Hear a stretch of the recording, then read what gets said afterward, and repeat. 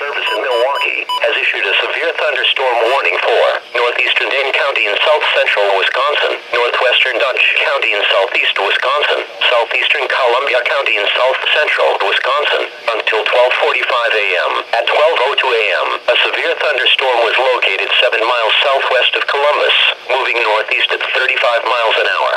Hazard: ping pong ball size hail. Source: radar indicated. Impact: people and animals outdoors will be injured. Expect damage to roofs, siding, windows, and vehicles.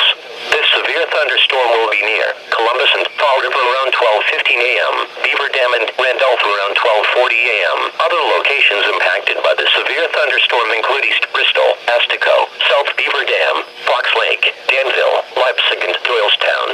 For your protection, move to an interior room on the lowest floor